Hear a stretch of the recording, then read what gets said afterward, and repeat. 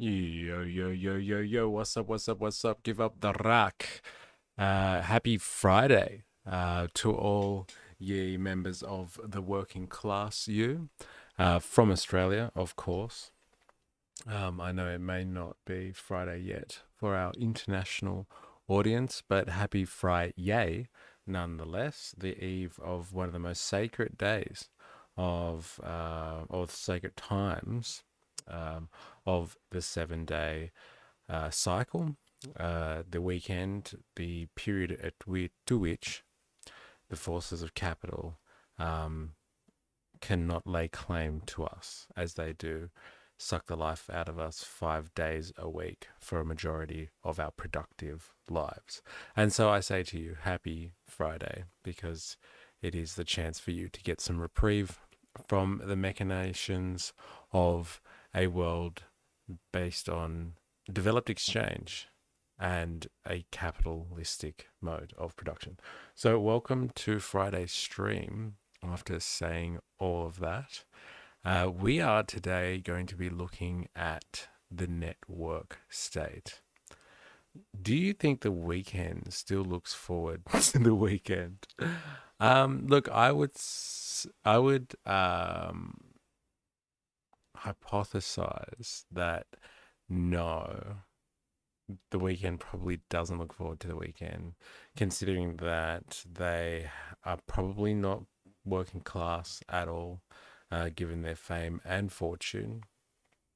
And so weekends are probably meaningless for them, in the same way that weekends are meaningless for the unemployed. But like in a different way, but almost in the same sense, if that makes any sense. So yes, I would suggest to you that it is rather meaningless to them. But thought provoking question nonetheless. And here we are, Jag, ready for, I guess, the ending to that endeavor of discovery that we embarked upon together yesterday. And like, might I say that like I have literally thought of nothing else since in the last 24 hours, basically. But this, I'm pretty sure I dreamed about it last night. I'm sure that's what my subconscious was trying to work over. Um, have you? No, that's what I'm talking about. Like, I haven't really been able to um, get over it. Like, I've found this guy from the Nerd Reich. I've started like following him on YouTube. I've started listening to some of his stuff. I've been looking at various books that like talk about kind of the nefarious plans of the tech bourgeoisie. And like I've looked at like Curtis Yarvin's work now, and like people that have been commentating on him, which led me down a rabbit hole that took me to, like Project 2025, which I was aware about but hadn't really like scratched the surface on, and like the parallels between Yarvin's work and, Project 2025 are interesting. I've gone down a little bit of a little bit more of a discovery path than on JD Vance and how he fits in to the equation. I'm across this Andreessen fellow now. Um, I've actually been I've been meaning to actually read all of Project. It's like 900 pages. Like I downloaded it, I was just like, what the fuck? Do I actually have to read all of this? Like, how much time do you actually spend reading? Like, I thought I spent a lot of time reading, but like, I don't have time to digest 900 pages of drivel. But like, it was funny. Like, I just was like scrolling through it, and like, I just scrolled to this one section, and it just was seemed to have been talking about like socialism. It was really funny in the preface, I think it was. And it was just like, socialism has failed everywhere it's tried. Look at Russia, look at China, look at Venezuela and all that sort of stuff. And like, we need to uphold and strengthen democratic institutions, which is interesting because this is not what the network state is all about. The network state is really would appear to be a rejection of any form of democracy, as democracy seems to be antithetical to um, private interests in the sense of large scale corporate interests, interests of the tech bros and the tech barons. And so democracy is like kind of a failing political art form, which is not required in the information age any longer. And so, it's time to be done with it, which really ties nicely into the idea of techno-feudalism, really, really nicely. But like, yeah, like Project 2025 and like the Republicans seem to have like the rhetoric of, um, Democrats. And I mean that in the sense of like people who support democracy, not Democratic Party people, but like they seem to have the rhetoric of like upholding the values of the nation and the values of democracy. But like the level of detail that's in the document and the people that they're associating with in the current push are heavily anti-democratic people. So like, if I had spare time, I would probably do that to myself. But like, I don't know if I'm going to be able to really. I don't know if I will even have the time yet to read the whole of Project 2025. But like, it would be incredibly insightful if you want to understand what the hell's kind of going on. Because like all I hear is kind of like the leftist kind of like liberal conspiracy theory stuff. So people have gone through and cherry picked stuff out of it, probably out of context, and try to make a case for why you know it's the end of the world if Trump comes to power, which has happened, and the world hasn't stopped turning yet. But it would be interesting to read it all, because like what are their plans for government? What are their plans for education? What are their plans for like the civil service? And like if there are correlations between this and the network state and Curtis Yarvin's very eccentric ideas termed the butterfly revolution, which is like very interesting. There was this book written in. Oh, sorry. By the way, yo. What's up? What's up? What's up? 4AS, welcome. And yes, we are going to be getting back into this insane podcast that we were listening to yesterday. Yes, we are 4AS. And for anyone else who's bloody listening to this and is probably wondering what the hell is going on, well, there were a couple of silent watchers in the stream yesterday, so maybe the third viewer here today is one of those silent watchers that were here yesterday. If you don't know what we're talking about, we are talking about the network state. Okay, and the network state is kind of a libertarian dystopic fantasy. Now I call it dystopia, but they think this is kind of bloody heaven on earth, I would say. But it's a development of this libertarian ideal, I would think, that you can kind of just devolve society away from any need for the state or bureaucratic institutions that are run in the public interest. And just have everything sorted out by the private sector. It's a development of that, insofar as to start to develop sovereign states, conglomerations of individuals who identify as being part of a network state connected by a network, of course, like in the physical realm as a community, or separately in an area that they call their own sovereign national boundaries. But it's basically like a techno-feudal realm, but like not in the Janus Varoufakis sense where like they just kind of take over the capitalism and like existing structures. They actually go out and create their own countries or their own enclaves within existing nation states, where that are ruled just by like a techno-feudalist, basically a tech baron. And like the whole state itself is completely privatized, and like heavily surveilled.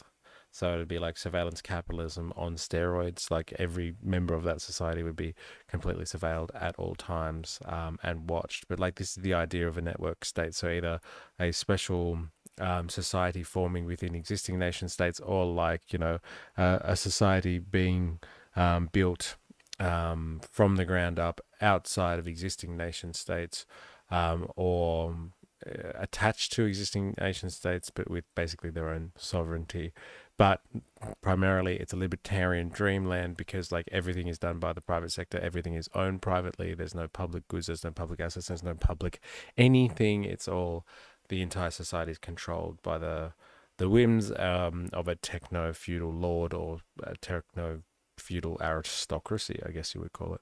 I think reading Project 2025, now that I have more context and all this stuff we've been talking about, will actually help me better contextualize it.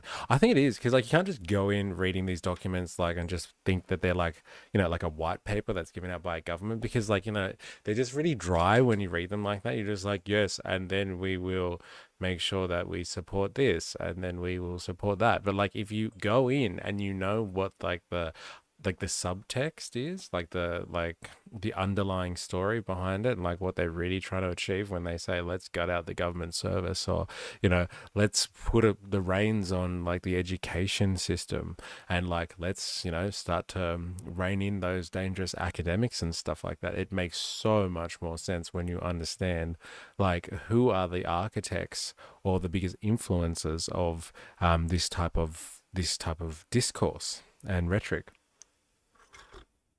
And it would seem to be the libertarian element that is running very strongly within a tech bourgeoisie class.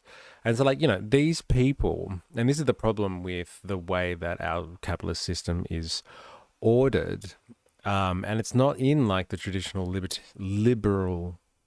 classical liberal sense, which is just like, hey, free markets, like everyone contributes, everyone will make a good society kind of thing. Like capitalism just like devolves or develops into monopoly, extreme monopoly now, in the sense that, corporations and individuals themselves have more wealth than nation states themselves. There are certain individuals in the world, there are certain corporations in the world that like, dwarf like entire countries, entire sovereign nations in terms of like their GDP. So like, i.e. their wealth. And like in a developed exchange society, money is social power. We've spent like, a stream or two talking about this concept, but like money is social power in the sense that like we put value on different things in certain like human organizations and settings. All right. And like at this point in time, like in order to survive, you need to be able to exchange in order to survive. Most people do not live off the grid. They are not self-sustaining. So like if I ran out of money, I would die because I wouldn't be able to feed myself. I wouldn't be able to house myself. I wouldn't be able to, survive basically. So I live in an exchange society.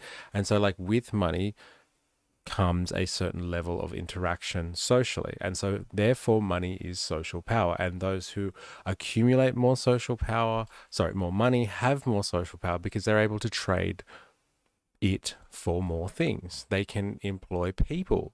They can get access to more stuff. They can kind of use it to influence social interactions. They can buy politicians or political influence. Like money has that social power element because society is not only an exchange society, it's a developed exchange society, and capitalism is an expression, a manifestation of the development of a full-blown exchange society, because money is not only like a medium of exchange, it is also a measure of equivalence, and it is also something that can basically be used as capital. Now, capital in the sense of a mode of production is a commodity, an element, a force in society that goes on to increase its own value, its own presence. It expands itself. And so like money is part of that capital equation. Money is not capital, like kind of thing. Not all money is capital. Like I said, it's a form of exchange really primarily, but money is kind of a very important moment of capital and capital production and capital expansion. Like you start with money as a capitalist and you put it into motion. You buy things with it and you put it to use. And like at the end of the day, at the end of that cycle, you pull more money out. And so like money has a lot of social power for many reasons in a fully developed exchange society and in a capitalistic society. And so these people, these tech bros now, who are basically the richest people in the world, and more than that, they have like kind of systems that are like basically the new and like most flashy forms of means of production. So productive forces, elements that kind of bind society in terms of like how it reproduces itself through technological means. They kind of really control that entire technological network because the existing technologies and productive forces have all been basically tied together, connected, if you will, through this intricate network of telecommunications technology, the Internet of Things, however you want to call it. And so like they kind of bind everything up through their technology, and like because everything's bound by the Internet of Things, digitization, etc., they have extreme power through that means as well. And so because these people have like such, you know, like extreme power through the monetary form and through productive forces that they own. So the means of production that they own, these tech bros, these tech barons, these techno-feudalists, these surveillance capitalists, however, cloudalists, however you want to call them, they are incredibly powerful. And like once you become so powerful, you begin to believe in your own greatness. You start to have these warped notions that like, you know, maybe you're just better than everyone else and that's why you're here right now. It's not contextual at all. You weren't at the right place, right time. You didn't have rich parents or anything like that to help fund you. You didn't go to the right schools and rub shoulders with the right people. Oh, no, no, no. It's just because of your individual brilliance, which is a very libertarian notion. And that's why they're all libertarians. Like, because of their individual brilliance, they think that like, you know, really they are actually God's gift to society. And so they would be doing humanity a favor, and like this is how they kind of justify it, by like recreating society in their image. And this is what the network state is. It is the kind of deluded notions of a rich elite, a section of the bourgeoisie that has become so opulent and powerful that they now believe that they are more important because they are in monetary wealth, more important than entire nation states. And like the thing that constitutes the global community, basically a system of nations that have to come together and agree on how the world works to assure that we don't mutually destroy each other and the entirety of the human race. These people are above that now, and they're going to start to build societies that are outside of that. And that's part of this libertarian fantasy where they're going to basically create cities. And like this is not like me like coming up with this stuff here, okay? They're going to create cities that like are like these bastions of libertarian wonder. And like they're just going to live in there and control everything and like watch society kind of decay and burn. And like they're just going to have kind of front row seats to watch the end of the world kind of thing. And like this is not my like speculation on this one, okay? I haven't just pulled this one out of my ass. Like, you know, this is what we were looking at yesterday because of this podcast. This is the podcast, by the way. We will get to that. But like, here is an example of it. Let me find it for you. Prospera. Look at this, okay? And this is another answer for you. They are already creating. They are like we watched the video on Prospera. Like this is real. This is a place in Honduras, an island of Honduras. I'm pretty sure this is the island one, but they have something in mainland, like on the continent as well. But like they are making like these private cities, these network states, where like you can buy into it if you want to, and like it's kind of just this wonderland for the business community, wealthy elites, rich people who can kind of just buy into these cities and like live there. And they're like sovereign. They figured out with like the nation states, they said, we are going to buy this land off you like kind of thing. Um, and like, but like, it's not just land. We want like sovereignty there, and like these places that they go to, they negotiate with like the existing political establishment. They obviously cut them a deal. They give them some money or something like that. What? How much was it like to buy into it? 150 million. Yeah, it was. They did say in the video they were talking about like if you want to cut a stake in it or something like that, you need to put down $150 million or something. I got to admit, the title of this stream sounds like Act One song from Hamilton. Oh, really? Oh, have you heard? Yeah. Well, like like I hadn't. So like I'm posing the question to the community here. Like, have you heard of the network state?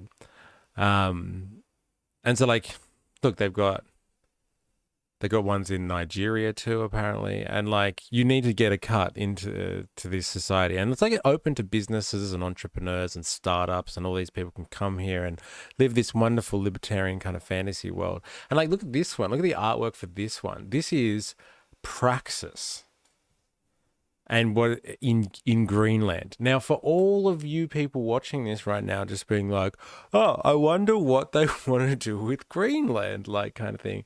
And like as the thumbnail suggests, if you liked the thumbnail, which I did, I thought AI did a beautiful job at creating that thumbnail. That is like that is AI's vision of what Praxis may look like, and like this is why they want Greenland. And like I'm sure there are other strategic reasons for it. There may even be like economic reasons for it in terms of, mineral extractions and resources. But like the tech bros have got a plan. This is Peter Thiel's plan. The tech bros have got a plan to kind of set up this city of Praxis in Greenland. And like, who knows if this is something that they actually want to do? Like, maybe Peter Thiel doesn't want to live here, but like, he's investing in it, and like, they truly believe that like these type of, um, oh no, I didn't post that actually. Thank you, I forgot. I'm a bit all over the place today. Let me do my housekeeping. Ooh, thank you, by the way.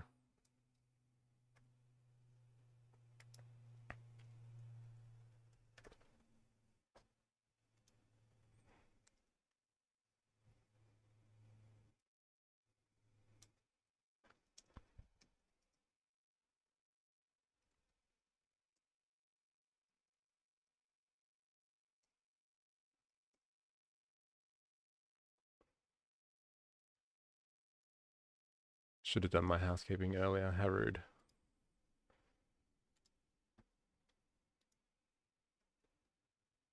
Yeah, I don't want people to miss this one.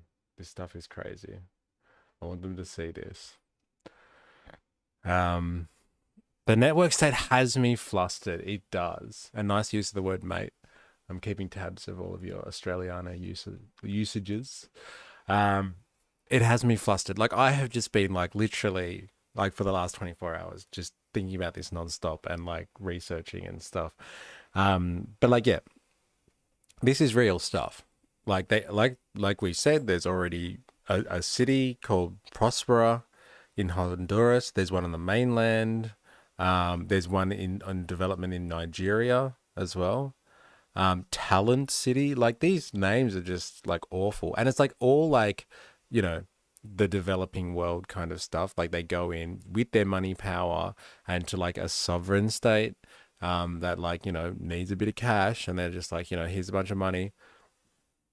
We want basically our own sovereignty within your national borders or within land that you've claimed as part of your own sovereign national borders.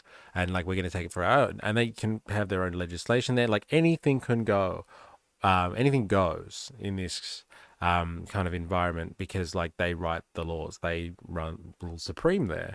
And like, if you watch the video, like it's really like kind of like one of those, I don't know, Black Mirror episodes or Handmaid's Tale kind of thing, where it's just like, it's just a bunch of rich people and some like Hondurans that are like all servants and stuff like that.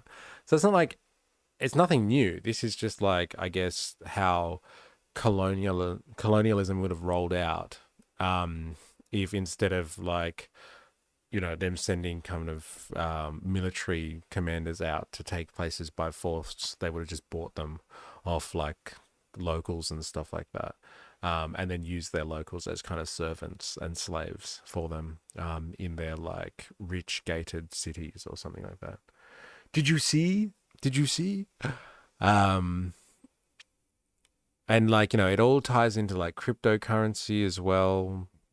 Like the rise of cryptocurrency and like why that's getting so much traction kind of at the moment with Trump's presidency is the same reasons that like Greenland's getting traction, same reason that like Doge's operations are going down at the moment. Like all of this stuff is linked, and like it broadly links through kind of a general libertarian ideology, but like specifically through like some of the work of this guy called Curtis Yarvin.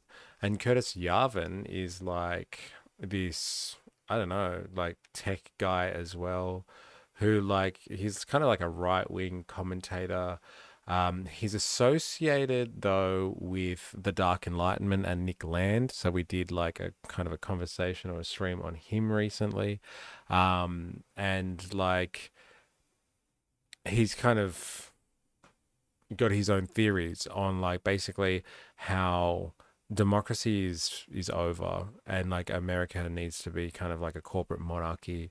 And like he has this theory called the Butterfly Revolution. And like the Butterfly Revolution was a book written in like the 1930s or something like that. um and it's like this summer camp where like these kind of kids revolt, and start a revolution in this summer camp. And so like the Butterfly Revolution is like his take on like how to bring about the end of American democracy.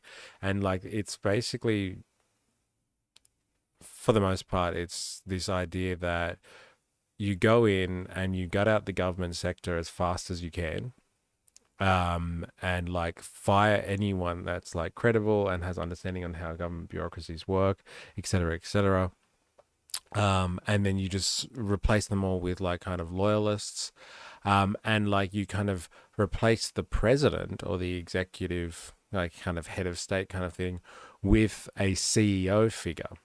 And so like you can do that like quite literally, or you can do that as with like a shadow CEO figure. So you have the president, but you have the real kind of CEO who's actually the president of the United States, and like someone like Musk. So like some of the stuff that is being kind of talked about, and some of the stuff that is unfolding before our eyes right now over the last, like 2 months, which is all happening at like rapid pace, where they're kind of, gutting out government service. Like it seems like Elon Musk is basically kind of controlling the government. He's really the president kind of thing. Is Thiel the real CEO? I don't know, because like, maybe he is kind of, but like it seems like Musk is calling a lot of the shots, as like someone who sits ahead of this kind of governmental body, like side of things. Like there needs to just have someone who's the CEO.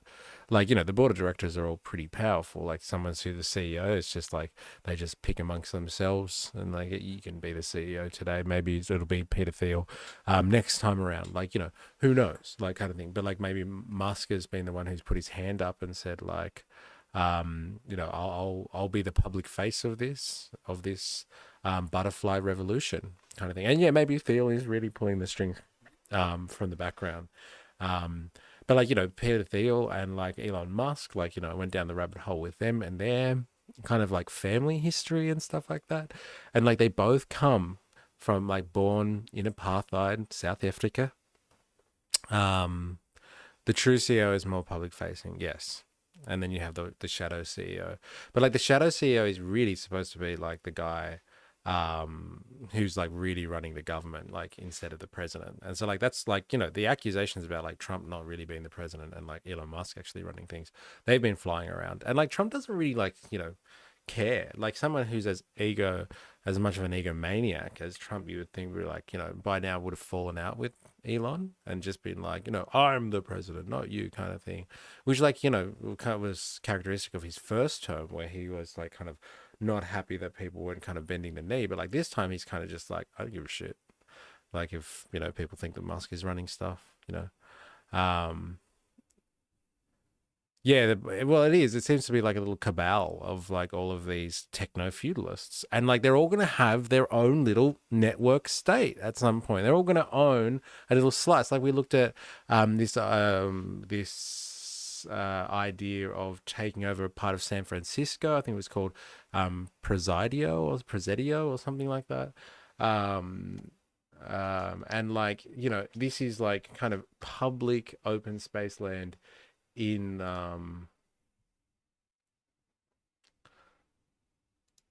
like San Francisco. It's like an old military base or something like that. Like beautiful land, and like they've got plans to like put like this development called like Sparkling Towers there. And guess who is like the guy that was heading this initiative? Is this guy called, oh, I can't remember what his first name is, but last name Friedman. He's like the grandson of Milton Friedman, who's like up there with all of these tech bros with these like crazy ideas called like seasteading. And like seasteading, I can be on for like 20 minutes. Well, like we're gonna pack as much as we can into 20 minutes for you, wings of cheese. And like so Milton Friedman's grandson is like kind of wants to develop this like area, which is like the San Francisco residents obviously enjoy the fact like that this is like open space for them, because pretty built up area, let's say, so they probably enjoy whatever open space they can get their hands on.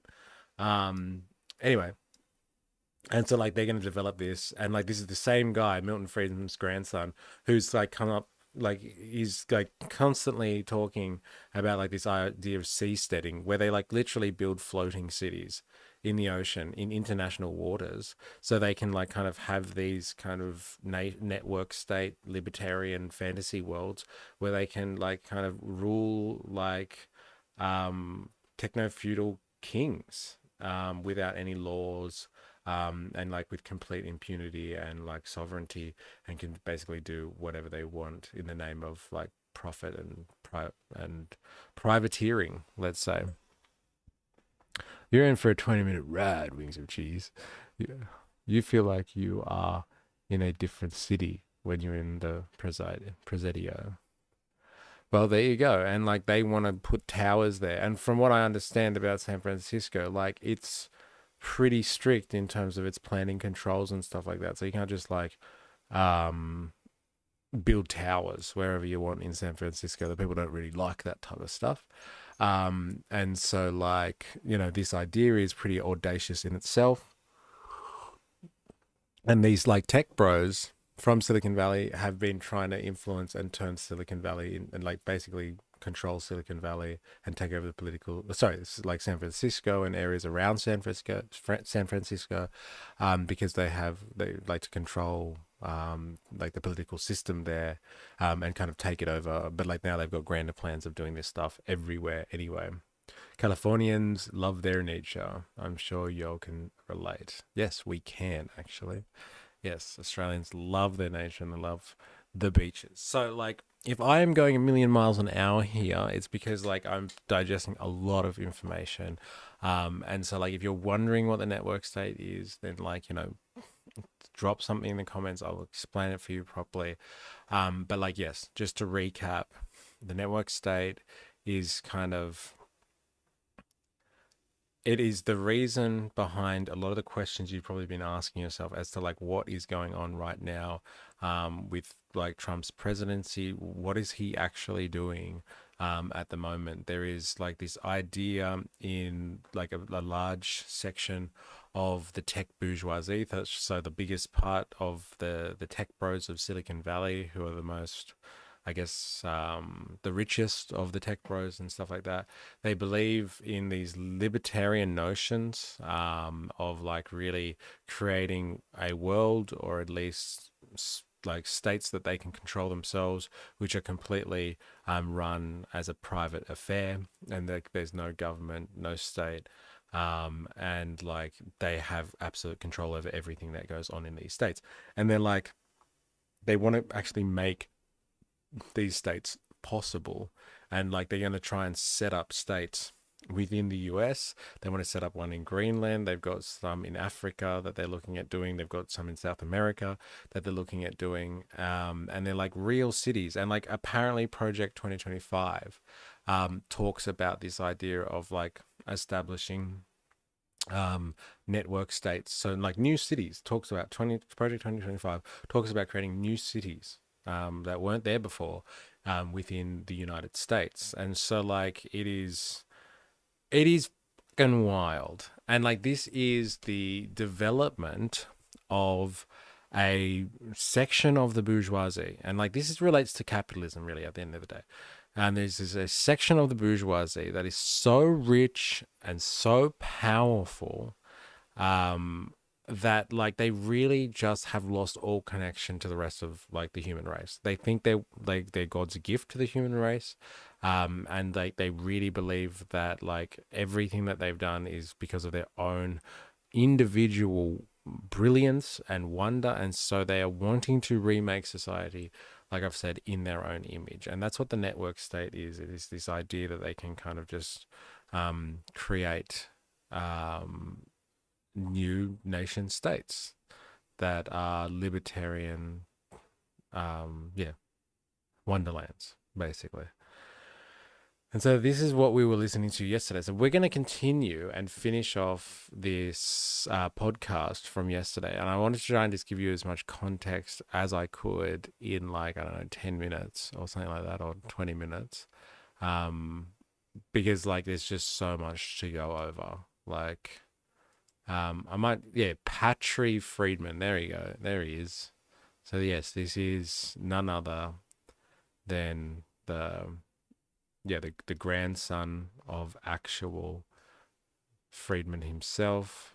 And like these guys are apparently into eschatology. So like they do believe largely in the idea of like the end of the world coming. And so they're going to set up these network states to kind of sit out the apocalypse. And like, you know, they really think that the democratic world that we live in, current society and all that sort of stuff is something that needs to be basically brought down.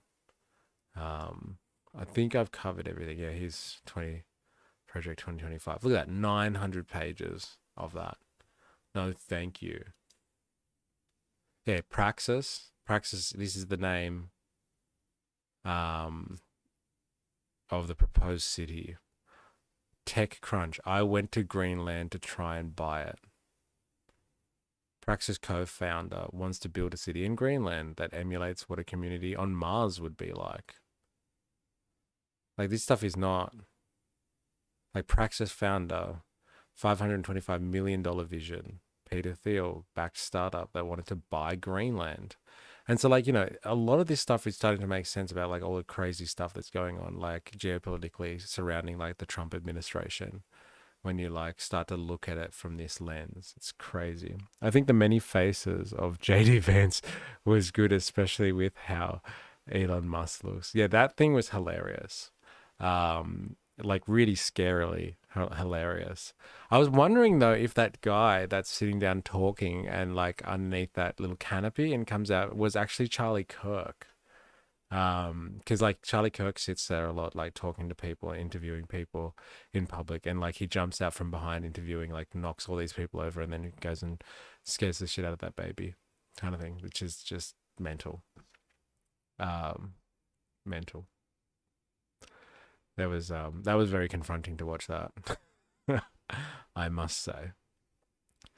So let me give you actually a little bit of context then, so you know what we're kind of shifty rich person stuff we're dealing with. Let's have a look at this Prospera thing, and then we'll go and listen to the documentary and finish it off.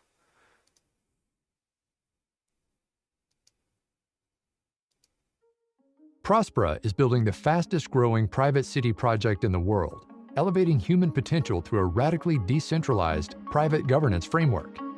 Legacy systems of governance keep individuals from reaching their full potential. Prospera provides a pro-innovation governance framework, creating the most transparent and efficient business environment in the world. Our system for legal, regulatory, and tax are designed to be an economic supercharger, massively easing business operations and unlocking new opportunities for innovation in industries like finance, medicine, construction, and more. Prospera partners with global leaders in architecture and urban development to build new cities on this platform, creating transformative investment opportunities. Our platform is currently powering the next generation Prospera city on the island of Roatan in Honduras, as well as an emerging prosperity hub on the Honduran mainland, with more locations planned worldwide. Prospera has strong legal stability protections, protected by international treaty for a minimum of 50 years. The 32-square-mile island of Roatan is the location of Prospera's first city-scale development. Like, what does that even mean? The community is like protected by international treaty for like 50 years. Like, you know, there are like indigenous populations around the world that like haven't even got treaty yet. And like these rich guys have just like started up a company and they just buy out parts of like other people's countries and they are protected by international law. They have treaty. Like they have sovereignty basically for like, you know, 50 years at least. So buy into this community, come and live here, and like you can be living in a complete libertarian like haven, like where you don't like laws don't really apply the same way they do other places. There's no tax, like anything like that. Just come and set yourself up here. Current footprint is over 400 acres and is easily accessible via direct commercial flights from Houston, Dallas, Atlanta, Miami, and other major U.S. and international airports straight to the island. Prospera's development is conveniently located within a 20-minute drive of Roatan's International Airport, making it easy to travel directly from the United States to Prospera in just a few hours. Since its founding in the year 2020, Prospera's first development has grown from a greenfield site to include a host of world-class amenities. These include the pristine Bay Resort, Roatan's largest and most exclusive resort property, featuring villas, a hotel, private beaches, restaurants, an 18-hole Pete Dye golf course, and more. The commercial district offers Class A office space, with additional properties currently under construction. Prospera is home to some of the world's most innovative new companies, pioneering innovations in fintech, gene therapy, robotic construction, and more. If you're an entrepreneur on the forefront of the latest innovations, an investor seeking new opportunities for growth, or a 21st century pioneer searching for a beautiful destination where you can freely pursue your dreams, Prospera is the place for you. You can become a Prospera resident online today and create your business in just a few minutes from anywhere in the world. As the private governance services provider for the jurisdiction, Prospera Incorporated provides investors an opportunity to accelerate the city's growth and participate in the upside. The company is currently accepting investment in a $150 million convertible note offering for international investors worldwide and for accredited investors. There you go. So for investors, you have to cut $150 million cut when you come in. Like, who can really afford to invest in something like that? Like $150 million buy-in. Like, what a poker table to be at. Jesus.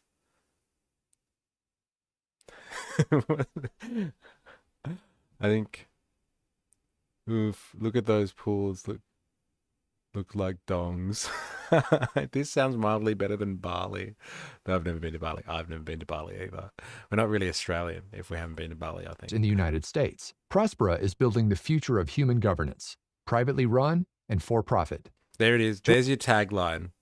The future of governance. Ready? International investors worldwide and for accredited investors in the United States. Prospera is building the future of human governance, privately run and for profit. The future of human governance, privately run and for profit. There you go. There's your libertarian fantasy right there. So like they're building cities that are like have sovereignty, their own laws, they're privately run and they're completely for profit kind of thing.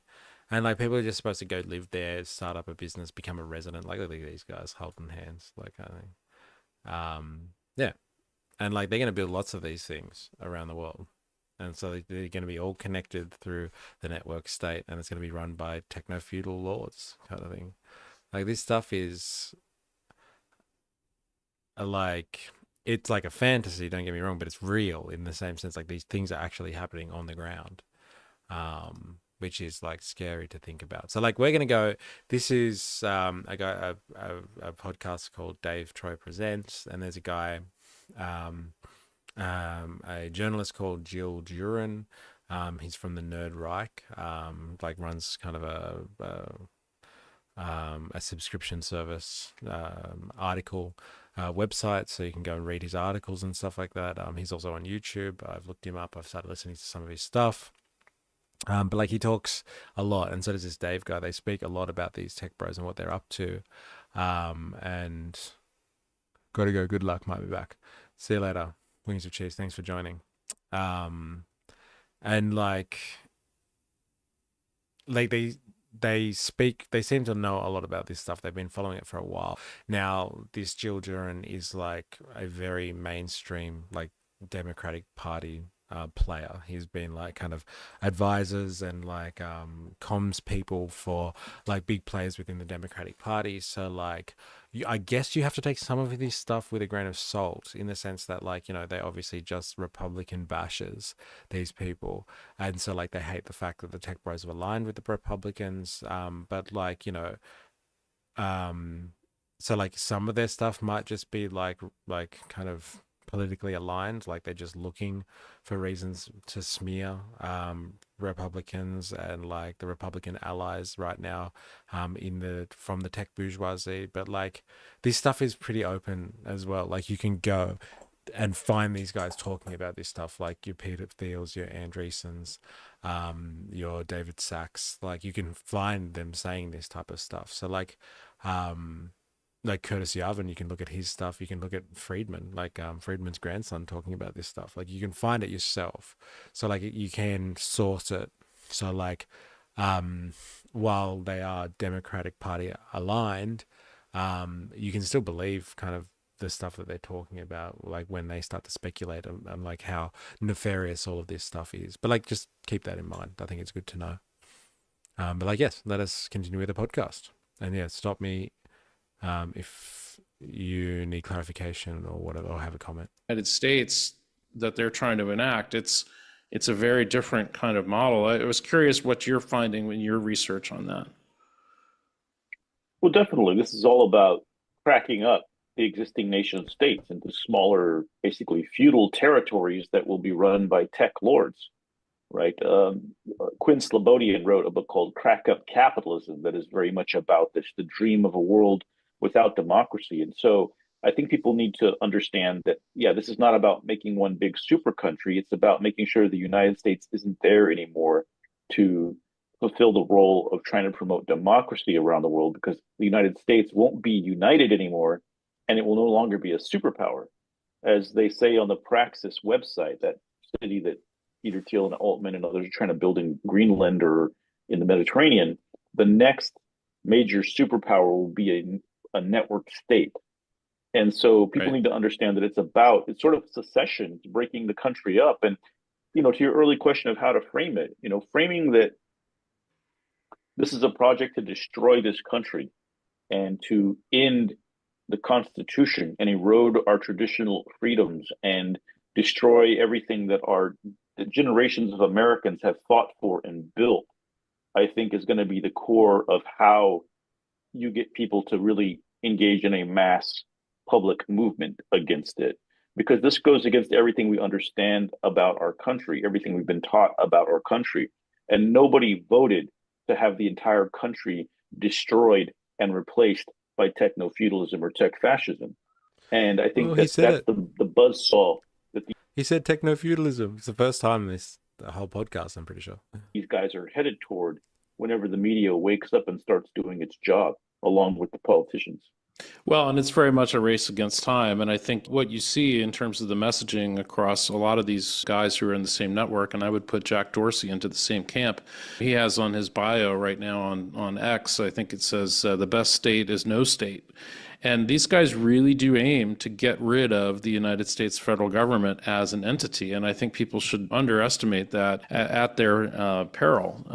And so the other thing I think is worth pointing out here, and I've made this point in some of my writing, is that as you said, this does involve like secession. And so there's a longstanding movement to break Texas off from the United States. It goes under the flag of Texit, sorry.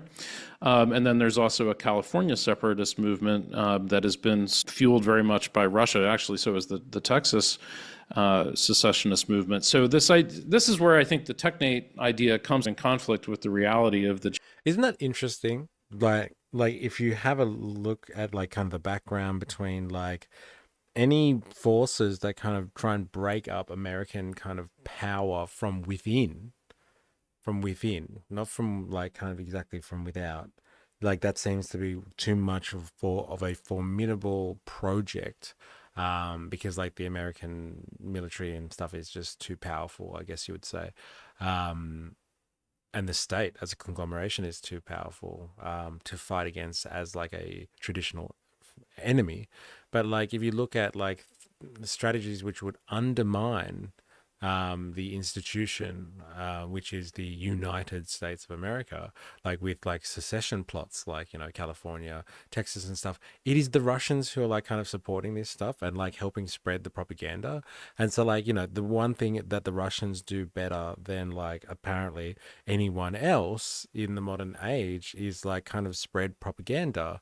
And like, like all of the stuff that you hear about like people going on about like kind of misinformation, disinformation, all that sort of stuff, which I don't like, is like really like in the information age, and because of the proliferation of social media, and like kind of autonomous media through like the internet and stuff like that. See, Texas secession has been a thing since I was a kid. Okay. And like I've heard people talk about like the secession of like various states and stuff like that, for a while. Like there's been secession discussions in like, Canada. There's been secession kind of discussions that have been on in Australia. But like if you think about like there are probably people that have these ideas, right? Like they have their own, wants, needs, and desires, and they want to express them, and they think they should be independent. They think they should be sovereign. But like in the background, like there's a force, there's an element that like helps push these ideas and gives them a little nudge, kind of thing. It's like foreign interference. And because like whatever helps undermine the United States is a good thing. Whatever kind of helps, the enemy of my enemy is my friend, kind of thing. So like, if for some reason there's a bunch of people that want to secede in, California or something like that, or Texas, and they start to get a bit of a bump, like on social media, or a little push from here or there, or some, outside anonymous donor or someone gives them a bit of money so they can kind of, print some more pamphlets and like spread some more messaging around and stuff like that. Like that's coming from foreign interference, a lot of the time. And like there's a lot of question marks at the moment about like, who's helping kind of sow these seeds of kind of, dissent and like anguish and like, kind of disgust at the American state. And like, while it's obviously not just the Russians, because like obviously these techno feudalists, they'd love to see, a reduction in the power of the state so they can run like these little libertarian, fantasy worlds called network states. Like the Russians are also in there as well, helping, stir the pot a little bit, because like, a much more, uncoordinated United States, bears well for kind of Russian interests and stuff like that, especially as they kind of, are staring down the barrel of their kind of plans for Eastern Europe. They want to kind of reclaim their territories of old, and like the Europeans don't have, like the Western Europeans don't provide them with, as much resistance as they would if they were backed by an all-powerful kind of America, and via the churches. Yeah, it's interesting how like all of these networks are kind of like somehow, inextricably linked to one another. And so like, yeah, apparently Russia is quite good at like this type of stuff. It's like getting in there kind of at like local levels and like supporting like kind of upstart movements that seem to want to kind of undermine, coordinated, United States kind of efforts in the actual meaning of the term united, a United States. So like, while like you can't just blame the Russians, you can't just blame the techno feudalists, kind of thing. Like all of this comes together in like a perfect storm, And right now, like, there's a lot of people like us, like, I guess political pundits, like analysts, people just generally scratching their heads, kind of being like, what the fuck is going on in the United States right now? Like, what is Trump really up to? Which is a great question with him, but like, he doesn't seem to be taking things like as personally as he was like the first time around. Like, first time around, it was just like, fuck you, I did it. I'm Trump, the man, like, kind of thing. And this time around, it's kind of just like, he's just got the sledgehammer out, and like, it seems to be for the boys. Like, he's doing it for the boys, the tech bros and stuff like that. And like, it would appear the case. And like, people like the Russians are like, kind of, like, go on, like, kind of thing. Because like, it does support their interests. He doesn't plan on leaving this time. See, this is not the first time we've had this type of discussion on this stream. I know what the Marxist dad has to say about, like, he claimed like last week, he was like, no, like, it's not happening. I'm calling it now.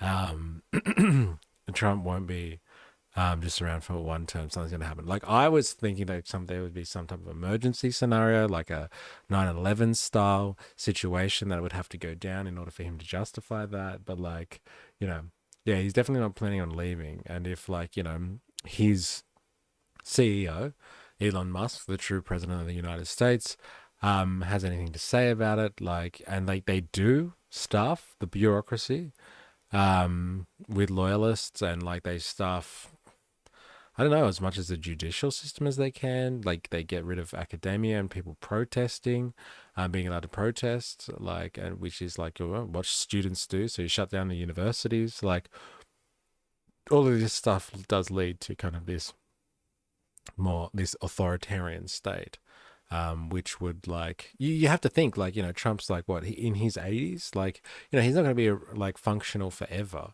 kind of thing, and like, people are going to have to take the helm for him. So like, courts are hanging on by a thread. Yeah, but they're hanging on. They're hanging on. There's still a lot of people resisting through the court system. And like, to be honest, like, I've always hated the court system. Like, I've just think it's this complete tool of like bourgeois society. I don't want to say the bourgeoisie, but like bourgeois society. It allows the bourgeois elements of society to continue to play economic gains, without like ever really having to answer for their crimes, kind of thing. Because as long as you can pay for it, you can drag things through the courts. So I've always hated that element of bourgeois society, the courts. But it does actually seem like the only force that is actually standing in like the techno-feudalists way, and like Trump's way at the moment, is the court system, actually, because the bureaucracy has just been like slashed and burned, and they've been able to get their hands on that like quite easily, actually, because like they have executive power, but like, they don't seem to have executive power and reach over the judicial system. So like, that three pillar kind of idea of bourgeois society is upholding against this tyrannical force, potentially, which was like a big thing for the Americans, like a really big thing when they were founding the country, was like, how do we stop like tyrants from coming in? Because they really were worried about like, like a tyrannical like King George figure. But like, this Curtis Yarvin, who is like one of the theoretical contributors to this butterfly revolution that we see unfolding in front of us. So this techno-feudal revolution, this network state revolution, like, he's a monarchist, a neo-monarchist. He's a neo-reactionary, but he's a monarchist. He believes that, like, America should be run like a monarchy. And like, they've openly said things like, like it shouldn't have happened. Like, the American Revolution shouldn't have been won by the Americans. It should have stayed a monarchy, and then they could have just taken control and turned it into an American monarchy. And like, this sort of stuff, saying this sort of stuff, like, 30 years ago, like, they would have killed you. Like, I'm sure, like, the same people that voted for like Trump would have killed you in the streets for saying something like that. Like, 30 years ago, or like 20 years ago, 10 years ago. But like, that sort of stuff is completely acceptable now. When at times the mob is swayed, When at times the mob is swayed is a good book that talks about how important the various guardrails are to keep the system functioning. When at times the mob is swayed. Interesting. Yes. Another good book suggestion. Thank you. But like, yeah, it does seem like the judicial system is kind of holding out at the moment because like everything like the academia, so the intellectual kind of function of society that kind of keeps people in check by being able to freely express, like they've been shut down. So like Trump's just like, we're taking all your money off you, so if you don't stop these children from protesting, which is what students do, let's be honest, we'll cut your funding. And so like you can see that this is just a dress rehearsal from when, you know, something big happens and he decides to hold on to his power and like people start protesting. It's just like, all right, well, I'm going to take money off everyone, like all institutions. If you allow people to protest and stuff, it's definitely dress rehearsal stuff. And so like this really takes like Yanis Varoufakis' techno-feudalism to another level, this shit. Like he's really speaking from a Marxist perspective, Yanis Varoufakis. He's just like, and this is why the means of production are now held by a bunch of evil capitalists who are now called techno-feudalists. End of story. Like very calmly. And like this stuff is just like, this is like a social revolution.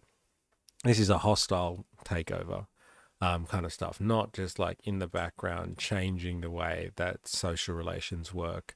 And like, you know, one day we'll wake up and we'll all be in the snares of a techno-feudal regime. But like, you know, this is actual like destructive takeover stuff. Like this is almost an actual anarcho-capitalist kind of takeover where you actually destroy the entire system and like large parts of the system and raise it up again from the ashes. So it's like it's a more intense version of techno-feudalism than I think Yanis Varoufakis or Shoshana could ever have imagined.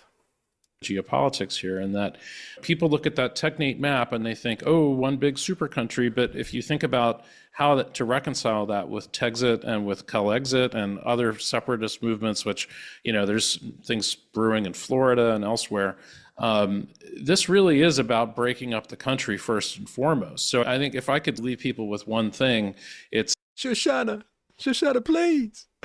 I'll say it once every stream. It's that idea that this isn't just about trying to take over the country. It's about trying to eliminate the federal government and leave in its wake this kind of federated network of network states. Move fast and break the United States of America. Absolutely. Now, before we wrap up, and I know you've got to go, I wanted to just touch on the fact that you and I, because we're involved in this space and do writing and are journalistically inclined, we have both landed on publishing our blogs. Mine is America 2.0 and yours is The Nerd Reich on the Ghost platform, which is an open source publishing and newsletter platform that works really well. And it's something that I can self-host and run myself. And so you and I both made that choice. The big popular alternative right now is Substack. And I think both of us have turned away from that as an option for a variety of reasons that I don't think most people are well informed about. I wondered if you could give your perspective on why Substack is dangerous, especially if you're covering this kind of material. Well, some of the main investors in Substack are a lot of the same guys we write about who are trying to destroy our democracy. And Substack charges 10% of your subscription revenue. Why would you put 10% in the pockets of the guys who are doing the stuff that you're writing about, right? That to me seems inherently problematic. In addition, we've also learned what happens when you allow a handful of Silicon Valley types to create a powerful new communication weapon that they control and they own. Like, it's not hard to put up a website. It's not hard to have a subscription model. You do not need Substack in order to do that. And so they found a way to just make it easy and make it simple, but that comes at a price, a pretty high price. Yeah. Ghost is also cheaper than Substack. So I made the decision last year to get off of Substack, and largely because my readers were pushing me to do it. I hadn't really thought about Substack much or who was funding it. And when I looked, I realized that they were right, and it was pretty easy to make the change. Well, and that's the thing, is that especially early on, it's easy to make the change. I think the thing that is kind of difficult to deal with for some of these existing creators is that they're already well entrenched into Substack. And sometimes some of these creators can be taking in up to several $100,000s a month in revenues. And the idea of kind of shifting off of that platform once you've gotten entrenched into it, it becomes almost impossible to do, or at least very costly to do from a practical standpoint. So I think it's worthwhile for those people who are thinking about starting to do writing and other kinds of content creation, think carefully about what kind of platforms that you're engaging with, because ultimately you may find yourself captured by something like Substack. And I'm friends with a guy who had an audience of like 130,000 people, and the Substack just shut him off one day without any explanation. So that's the kind of thing that can also happen. And I worry that just as people were starting to do activism on Facebook back in 2014 to 2017, and becoming very dependent on that for political organizing, people quickly realized at some point that Facebook wasn't a dependable partner, and we're going to probably go through the same thing just because of the realities of venture funding with Substack. So I think people need to be a little bit more alert to that than they are right now. So in terms of the direction things are going now, anything you think is sort of immediate concern from like the next 4 to 6 weeks, anything that you're kind of watching closely? I think we got to watch how public opinion is starting to put a lot of more pressure on Trump and the Republicans, and to see if they continue to double down and triple down on this action. I'm assuming that they will, in for a penny, in for a pound, but at some point it's going to become very strange that they refuse to change their direction when the public is clearly so against it. Elon Musk said yesterday, I think, we're just carrying out the public will, which is a very Orwellian lie. So he's highly aware of the fact that the public is I haven't I know I haven't been around forever, or for very long, but like I haven't heard so many references to Orwell coming out now as I have in the last, like, I don't know, what is it, 2 months since Trump came into office officially. And like, yeah, some of the language that these tech bros use, and like Elon Musk uses, and like this, like, Project 2025 stuff, it's very Orwellian, like double think kind of language. Like we're spreading the public will, even though the public like seem to be pretty upset about this stuff. I heard it again on another pod I was listening to again today. Yeah, it's interesting. They're really pulling out the Orwell stuff. Very, very interesting. He is relevant again, even though leftists hate him. Like, I mean, like proper leftists, like social revolutionary leftists, not liberals. I'm not a big fan of that. Against this. So that's an important thing. I also think we're going to see an escalation of the crypto scam. They're going to keep pushing that. Obviously, their target is the dollar and making crypto the new major currency player in the world, which gives them a tremendous amount of power in addition to money. Because again, to our earlier point, they got the money, bro. They want the power now, and the power will bring more money as well. It'll bring more money than we can possibly imagine. So I think that those are the two things I'm keeping an eye on now. That and their efforts to successfully co-opt the Democratic Party.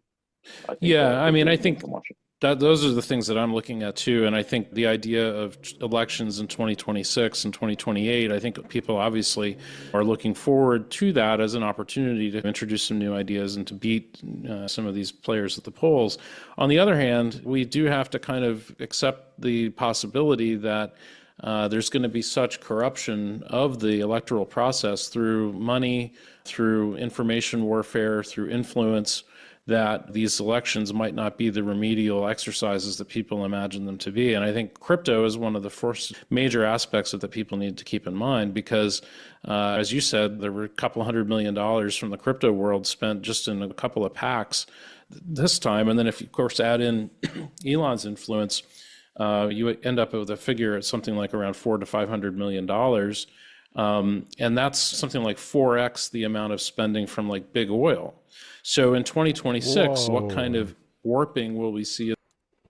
So from the crypto community and Elon Musk put together, that's 4 times the amount of money that was put into the election from like big oil. Isn't that saying something about the influence of the bourgeoisie? Like I know I sound like a broken record, but I've been going on about like how like the machinations of the bourgeoisie and who's the focal point, like which section of the bourgeoisie is the focal point, is in charge, and all that sort of stuff. It can really be quite telling to look at that through the lens of who's donating what money to the political scene. And so, like, you've got the tech industry and its various segments within that are like outspending political contributions. They're outspending the oil industry by like 4 times, and like oil basically owned the world for the largest part, like throughout the 20th century and stuff like that. Like that's massive. That's a There's a very telling sign. You can't cancel Orwell. Yeah, I know, right? And like I think it's because he was very anti-Stalinist, and you have like a lot of tankies and stuff like that, and socialists who like think that he was, I don't know, because he worked for the English intelligence service and stuff like that. That like he can't be trusted and stuff. But like, just take away the politics of what was happening in wartime. Let's just remember that. Let's just take away the politics and just read his book in isolation for what it is. It is very telling story of what happens under a totalitarian type of world, where like language itself is basically rewritten and controlled to serve the interests of a very, very narrow ruling class, which is what is happening at the moment. Golden Panda, going to work. Have a good stream, MysterE. Thank you, Golden Panda. Thanks for joining. And I hope you've thought this interesting, and good luck at work, and keep up the working class struggle, and I hope you enjoy your weekend. You deserve it. Good luck. The electoral fabric from crypto, and certainly in 2028. I mean, if we're still here to talk about this by then, what will things look like then? So I think it's urgent that people get their heads around this, because I don't think that the elections will necessarily be the curative device unless we get a handle on it. Definitely. And my biggest worry is the information warfare part that's going to take place. I think they're going to do everything they can to try to undermine faith in American elections. And now they have the government that they can use as a tool for disinformation. Yes, I think so as well. Like, I've been listening to Charlie Kirk, and like Charlie Kirk, I've seen a number of his videos come up now where it's like someone comes in to like argue with him or debate him in one of those college campus kind of videos, and they're just like, don't you think that Trump undermines democracy kind of thing? And he's just like, where in the Constitution? Tell me, where does it say the word democracy? And you're just like, and they're just like, and he's like, it doesn't say democracy anywhere. Democracy doesn't exist. We have representative politics, but democracy doesn't exist. Now, I've been saying that for fucking years, but I've been saying it from a very different angle. Now, like, if he is, rubbing shoulders with Peter Thiel and like JD Vance and like all of the big boys that like now kind of conglomerate around the head of the Republican Party, the GOP, like, if that's their narrative right now for like breaking up America and being able to create this like network state in a techno-feudal world, is like, democracy doesn't exist. Actually, like, what is democracy? Our Constitution doesn't talk about democracy. Like, really, we have like, representatives and stuff like that who sit together in like a party system. Democracy isn't real. Like, and you've got this Curtis Yarvin guy. It was like same kind of story. What is democracy anyway? Like, do we even have democracy?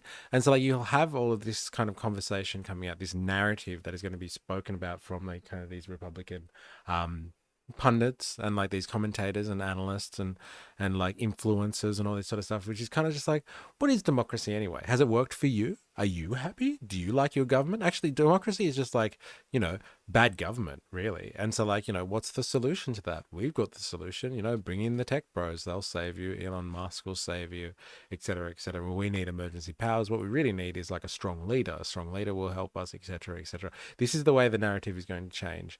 And it's all going to be an attack on democracy itself, because they will be claiming that because the Constitution doesn't have the word democracy in it, and it like delineates the levels of government and all that sort of stuff and various powers of government and stuff like that. They're like, democracy, what is it really? It's really just like a system that ensures like the public interest or the will of the people, the will of the people kind of thing. And so like anything that aligns with the will of the people is really like kind of democracy or good governing. And so like there will be a large and broad scale kind of shift in the conversation to kind of like in a long, range effort to kind of destroy kind of the state and governance and all that sort of stuff.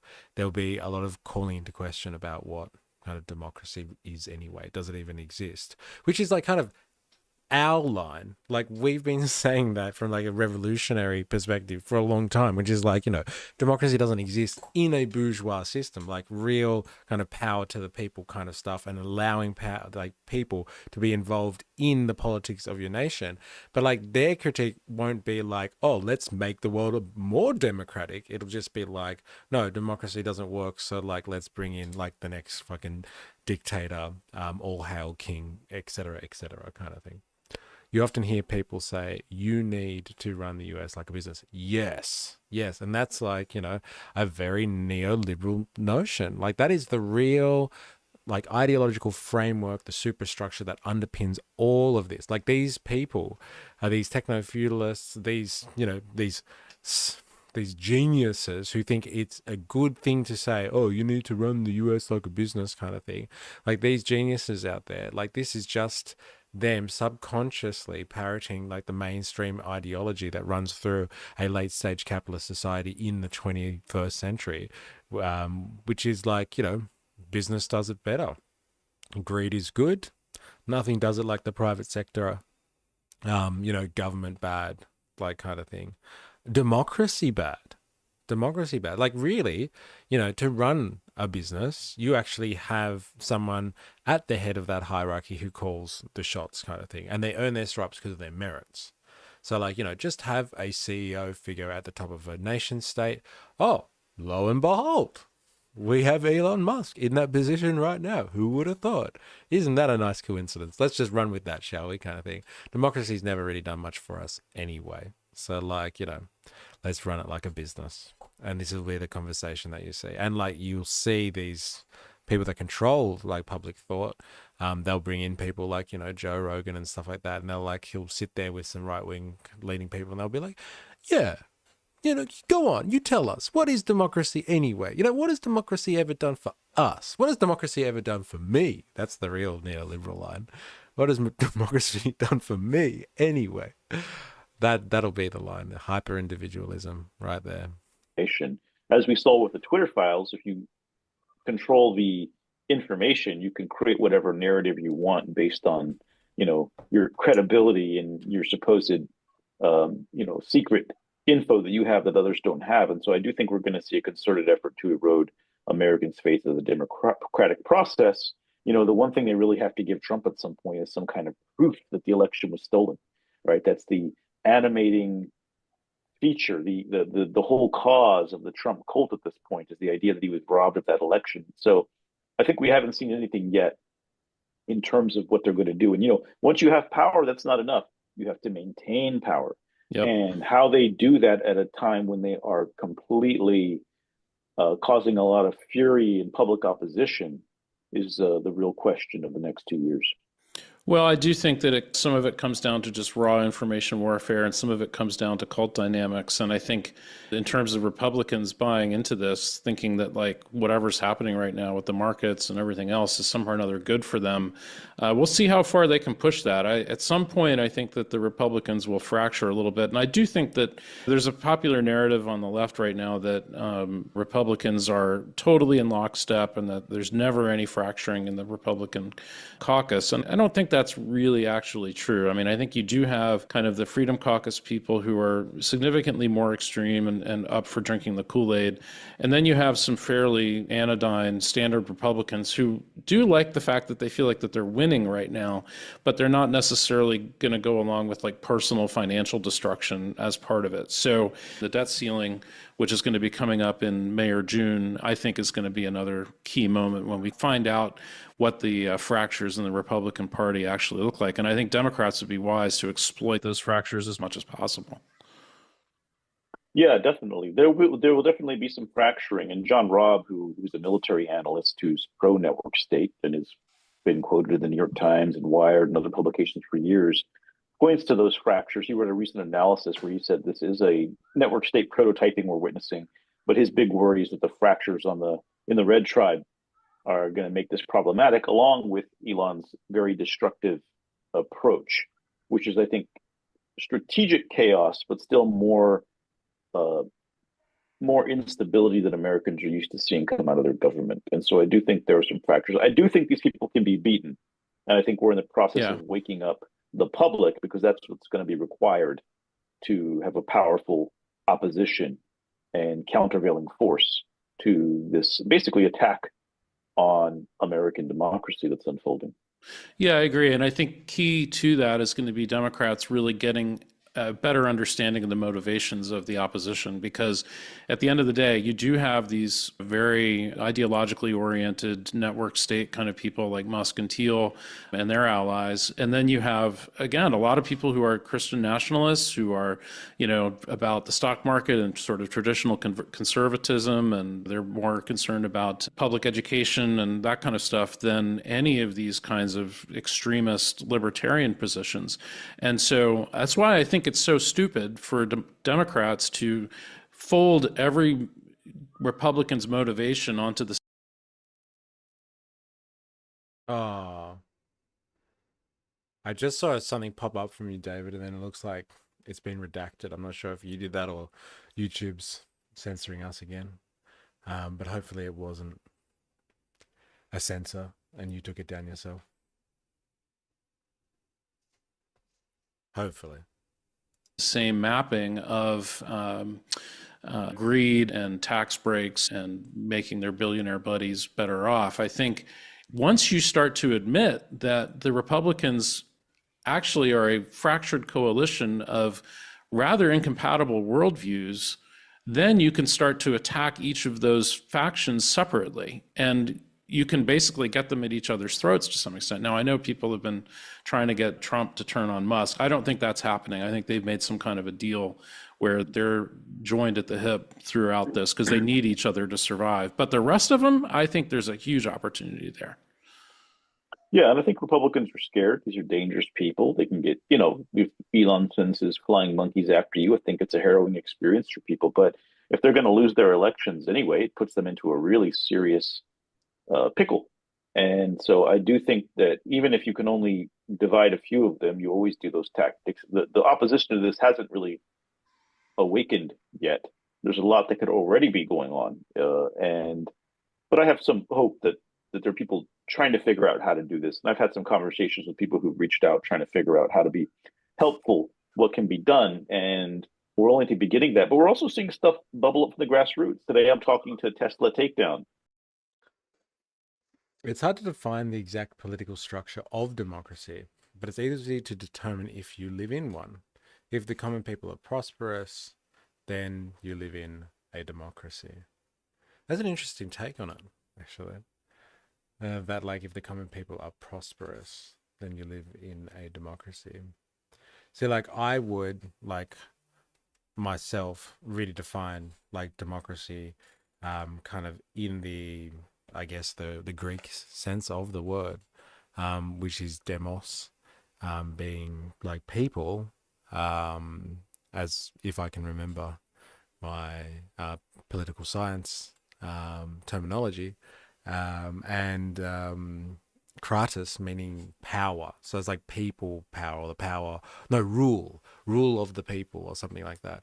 And so, like, prosperity aligns with the rule of the people, because when the people really have a good rule on the situation, a good handle on the situation, they will make sure that the structure and the ordering of society is done for their general prosperity. So I think there is actually a lot to take away from that idea, because you can really tell if a society is flourishing for kind of its general residents, like the people itself, like you actually have good forms of democracy. And like there's a lot to tell from the current situation where like levels of inequality have risen, like economic inequality, wealth inequality, all that sort of stuff, have risen to levels unseen since like, the Gilded Age, where the time where, robber barons reigned supreme.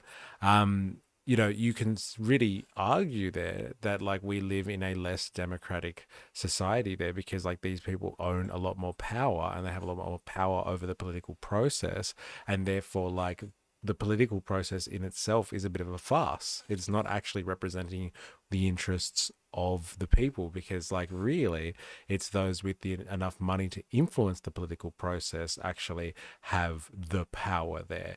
They're the people. And that's why you have kind of like these like people calling it like plutocracy and oligarchy and all that sort of stuff, because like you have a small segment within society that has power from its monetary wealth, and is able to kind of dictate the political scene. And so, like, yeah, the more you have, I guess, more of the people involved, like actually involved in the politics and like influencing political decisions and stuff like that, and you have like the kind of the political establishment kind of having to listen to the wants and the needs of the people themselves, then you kind of have a more prosperous society and a more like egalitarian, more democratic situation going on there. And that's why in an actual democracy like we have, well, not actual democracy, but like in democratic societies, the way that we have them now in kind of in the industrial world, the media is so important. Because like, in a bourgeois society, if you have to kind of exchange to survive, and like most people have to work or like run a business or be productive somehow, they don't have the time to be across like policy and geopolitics and kind of what was happening at like that local government meeting kind of yesterday, and like all this type of stuff. And so like the media has a kind of a responsibility to kind of report like kind of the big parts of the story and like important comings and goings and details in society to keep a democracy alive. And hence why the concept of manufacturing consent is so important, because like you can, using the mainstream media or using media generally, kind of manufacture consent from the masses by like telling them a certain narrative, and then they vote and they use their political power to kind of consent to something and like make it formal, legislate it, or bring in like certain politicians and people that align with their interests. But if you've already been telling them what their interests are, you're manufacturing their desires, their political interests and all that sort of stuff through the media process, then like you've got a system there where like okay, it might be democracy because the people are getting involved, but is it in their interests? And so you can really tell if the society is not like really like the prosperity of that society is not being shared nicely around the people, then like you could either say there's a big inequality gap there and the ruling class control things, or the media is not serving its function very well, and like it is manufacturing a consent from the people through their involvement in the political system, but it's like outside of their class interests. And like I will often like go in and like to like chat wars with people, sorry, comment wars in like posts that I put up or content that I put up, and I say like here we go again, like MAGA people not voting in their class interests or something like that, and people are like, what does that even mean, like your class interests and stuff like that? It means exactly what it says it means, which is just like you actually have interests as the general population, the group that like really should be ruling society, the people. And if like they're making political decisions or like things are being decided upon or happening around you that really don't represent your interests at all and actually work against you, that's you being part of a system and voting for stuff that's not in your interest because it's being manufactured and you're consenting to it without even knowing what you're doing. And that's through the media and through like propaganda campaigns or like misinformation and disinformation and all that. You just corrected some spelling. Oh, that's what it was. Okay, I thought you were getting censored before. I was like, fuck, what has he said? What did David say? He's getting in trouble. But like, yeah, I think it's a good point. Like, there's a good measure of democracy. That's definitely in like how prosperous things are generally, because like a functioning, a healthy democracy, like people will be kind of ensuring that the system meets their demands as the broad masses. I love the person who commented on your Lord of the Rings meme that referred to people who own a business as working class capitalists. Yeah. Yeah, that was an interesting one, wasn't it? It was very interesting. Because I had to read it like 3 or 4 times to be like, oh wait, this guy's trying to be a smart ass. Like he's obviously. I thought like I had misspelt something, so I went back and like read the title. I was like, no, I didn't misspell anything. Like this guy's like rewriting what I'm saying, kind of thing. I'm like, oh okay, he's trying to be funny, like kind of thing, or he's trying to point to some. He's trying to make a point or something like that, which is, yeah, very, very interesting. Yeah, but working class capitalists, so people that are business owners, like small business owners are working class capitalists, like, because they're the ones that produce real value kind of thing, because, you know, they take all the risk and they've got all the entrepreneurial spirit, and the entirety of society is built around entrepreneurial spirit, let's be honest. But like, yeah, I thought, basically what he's trying to, I think, get to there is like the petty bourgeoisie, like people that like actually, you know, have a business, contribute to society, you know, employ a few people and stuff, but they work hard too. They don't just rest on their laurels because they've got millions and millions of dollars already and they're just investing in businesses and controlling the economy that way. My take is that democracy isn't so much a system as it is an outcome. Yeah. And the outcome, like if you take the word on face value, the outcome is a rule of the people. And like, yeah, and like there's many iterations of how you get to that. That's right. I think that's a good point, actually, because like you can have many systems that you can call democracy, right? But like, you know, is it actually rule of the people? It's a good question. Definitely not in the bourgeois setting. Working class democracy, though, eh? A dictatorship of the proletariat? Now, that's some democracy we can all get down with. I would put it to you. This big online meeting of activists behind the Tesla protests, and there's a whole roster of people who are speaking about what's going on in our country right now. And so you can't wait for the cowards in Washington to start acting. You have to have people do it. And in a way, it's even more meaningful that people have started to organize themselves against this, because it shows that this is organic, this is grassroots, and that's always going to be more powerful. And I think that we do need a new generation of leaders in this country, and I think they will emerge from this time and from this movement. Yeah, I agree with you. And I think shows like this, where we talk about these issues, frankly, all of you listeners, everybody listening to this, I think you have an opportunity now to contact your representatives and give them the language, give them the cover that they need to start talking about this in these terms. Because again, some of them don't quite get it. Some of them maybe get it a little bit, but they don't feel like they have the license to start speaking in this way. And we're not talking about some kind of extremist position here. I mean, these are well-documented historical trends that have been well covered throughout a lot of different media and books and everything else, but it hasn't yet reached really the mainstream of Washington politics yet. And I think you all as listeners have the potential to help us make that happen. So by all means, contact your representatives. Is there anything else that you would like to share with listeners, Gil? No, I also have a Nerd Reich podcast now, and Dave, we're going to have you on soon. I would love that. To introduce you to our audience. Thanks for all you do. Your work was really helpful to me when I started looking into this. So I was like, why is nobody writing about this? And you were one of the very few who. Yes, I was actually going to ask you about that, because you were going to put something on Discord. I must have deleted my email to my rep when I was cleaning out my emails. Damn, I would have really liked to have seen their generic response as to like, you know, what's going on. But like, yeah, this is what these guys are calling for. They're just like, you know about this stuff, you know it exists now. Contact your local congressperson, and like tell them that you're not happy. Not happy about the network state and the butterfly revolution, as it is called, so called. So let's actually have a look at the butterfly revolution. Let me give you actually some context as to like kind of what that is. Let's see if I've got that here. Yeah, here we go. Okay, so there is this guy, and his name is Curtis Yarvin. Look at that guy. Look at that face. Hey, yeah, look at that face. So this guy is kind of like, he's friends with like the tech bros, like Peter Thiel, especially apparently.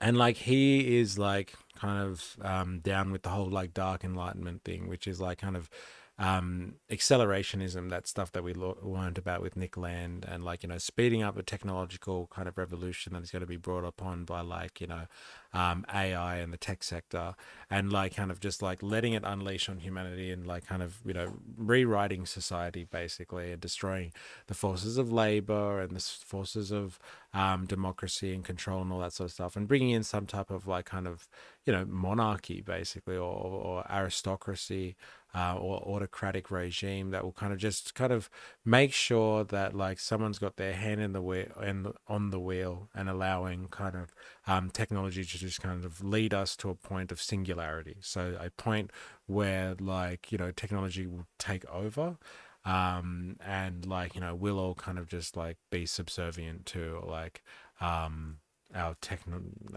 our AI overlords, let's say, and there'll be a blending together of like, you know, humans and machines, and like basically like the tech bros and stuff, they'll live forever, and like the rest of us, if we survive all of that, will kind of just live as like these kind of, I guess, useless skin bags that just hang around the whatever's left over on Earth, basically. You think these guys are all just getting lit on K and talking about the end of times? Well, like, you know, that was a big thing for these proponents of the Dark Enlightenment, of accelerationism, like these Curtis Yarvin, Nick Land, etc., etc. Like they would like on amphetamines and get like fucking high as, and like, you know, turning kind of like postmodern and Marxist theory into like this idea that like there's this kind of entity which is capitalism, which is like an alien force that has like kind of taken a host, taken like yeah, a host on humanity basically, and is trying to like come into physical reality by like technological means, and expressing its consciousness through the development of industrial technology in its apex, by like coming out as like an AI force. And like, you know, that sort of kind of, you know, drugged up notion and stuff like that will come out in this type of ideology, and it has its underpinnings, its theoretical kind of backing in the idea of the Dark Enlightenment, and stuff like that. And so this is what Curtis Yarvin is all about. It is a bit of paranoia. It's some crazy, like very directed and concentrated paranoia, let me tell you. And like it's you being used as a justification for these tech bros who think they are like God's gift to humanity already, and they're picking up this stuff and they're just like, fuck, this is genius. This is exactly what we're doing. We're accelerating the human race to this point of reckoning where like, you know, we will be delivered as a societal organism, at the behest of technological prowess. We will be gifted, and like we'll start a new phase of like kind of human evolution, or whatever the hell that is and whatever that means. But we can't do it with like democratic systems and the way that the society is working at the moment. It's too slow and it gets in the way. They that's redacted. um but like, yeah, so like this guy is kind of a big proponent of it, and so he's come up with this idea of the butterfly revolution. And the butterfly revolution is kind of this blueprint for like how to kind of get rid of like democracy in America, or like the political system in America, to be able to bring in some type of techno-feudal world within the existing system, or like break it up enough to be able to bring in techno-feudalism for like the tech bros in Silicon Valley. So this is it. So this is what I've asked ChatGPT. It was an interesting conversation because like I tried to ask ChatGPT a number of times about this, and it like gave me this like really brief kind of answer. They're coming after my money. Sniff, sniff. Get me another line. Well, you know, yeah, there's probably a lot of that sort of stuff that goes on with these people. You know, what else are you gonna do when you have like these closed door meetings with all the boys, and you talk about like taking over the world? Like there's all that interesting footage of like Hitler and stuff like that on like kind of ice or something like that, sitting at like, you know, the Olympics and like, yeah, he was pretty off his head a lot of the time, coming up with plans of world domination.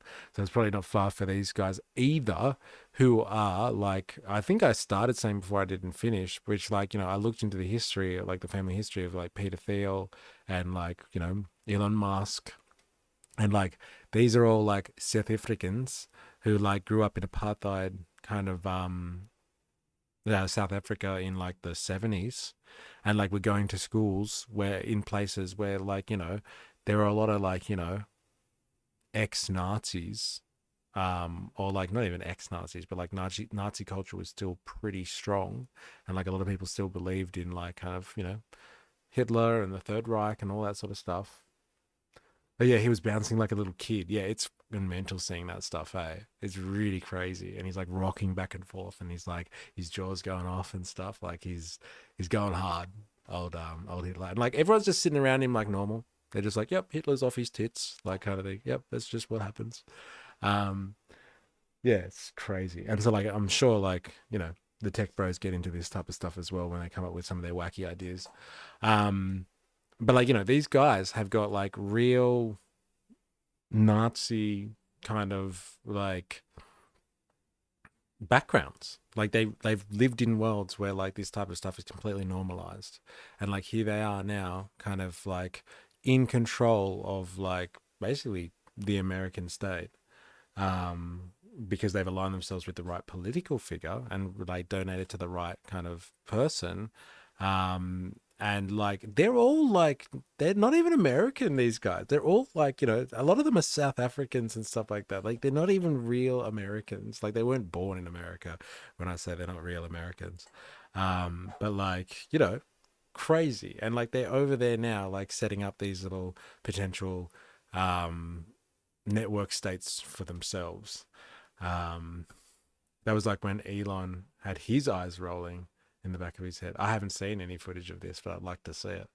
And like, anyway, they're kind of the fantasy that they've got working on at the moment, with this network state stuff and techno-feudalism that they're going to bring in, this libertarian dream, is based on this idea of the butterfly revolution. And like, yeah, like I said, when I tried to ask ChatGPT to describe it to me, it took like 2 times, and ChatGPT gave me the same like, you know, 3-sentence answer to what it was. And it was just like, these are dangerous ideas, you know, you really should be careful when you're reading it. And I was just like, why won't you tell me what it is? And so I had to ask it directly, like, can you actually tell me what this is, please?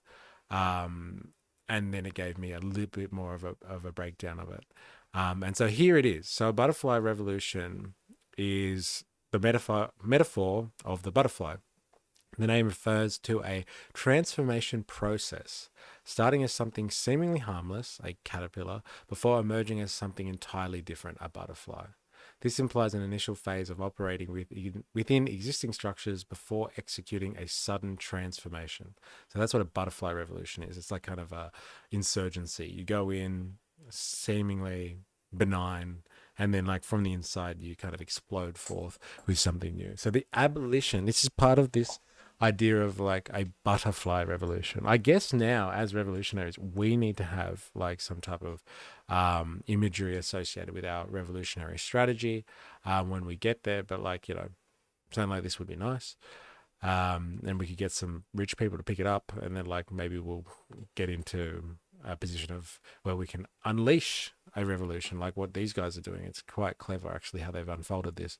Abolition of democratic governance. The core idea is that democracy is inherently flawed, inefficient, and unable to produce competent leadership. Instead of periodic elections and divided government, Yavin suggests appointing a single strong leader who wields executive control without opposition.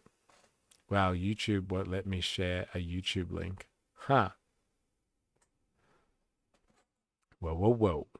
Put it on the Discord, and I'll bring it up over here.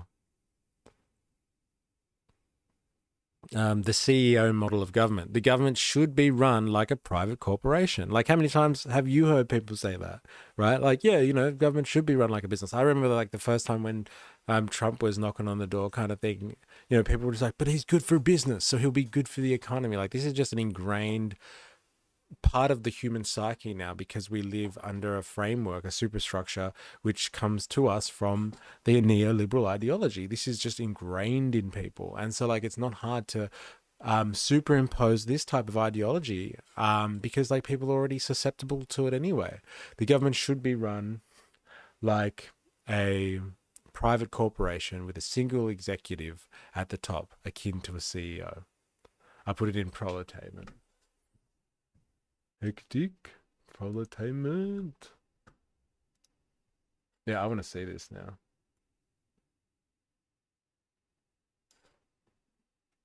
Oh, this is during the inauguration? Fuck yeah.